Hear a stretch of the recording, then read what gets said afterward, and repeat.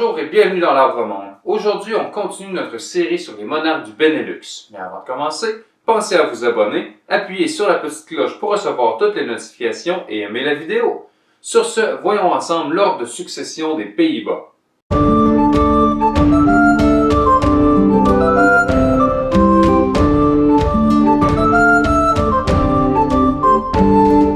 Commençons, comme avec le Luxembourg, avec le monarque actuel Willem-Alexander. Il hérita du trône après l'abdication de sa mère Béatrix. Celle-ci est d'ailleurs toujours en vie et fêtera ses 87 ans le 31 janvier prochain. L'ordre de succession va ensuite aux trois filles du roi, Katharina Amalia, héritière présomptive, née en 2003, Alexia, née en 2005, et Ariane, née en 2007. Viennent ensuite Constantin et ses enfants.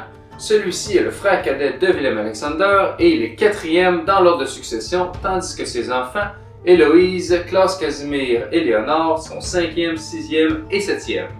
La dernière personne dans l'ordre de succession au trône des Pays-Bas est Marguerite, la sœur cadette de Béatrix et tante de Willem-Alexander. Celle-ci a 4 fils et plusieurs petits-enfants, mais la Constitution limite le nombre de membres dans l'ordre de succession en stoppant celle-ci au 3e degré de consanguinité. Alors, lorsque Willem-Alexander devint roi en 2013, ses 4 cousins et leurs enfants furent retirés de l'ordre de succession.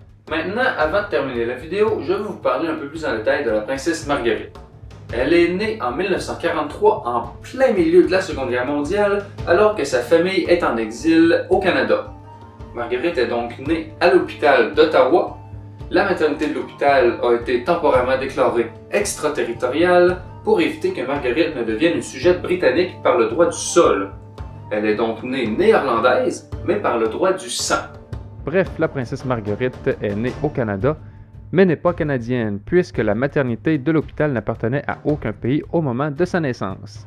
Merci à toutes et tous d'avoir regardé jusqu'au bout. J'espère que ça vous a plu. Si c'est le cas, je vous invite à aimer et partager la vidéo. Si vous avez des suggestions de dynasties à traiter sur la chaîne, faites-le moi savoir dans les commentaires.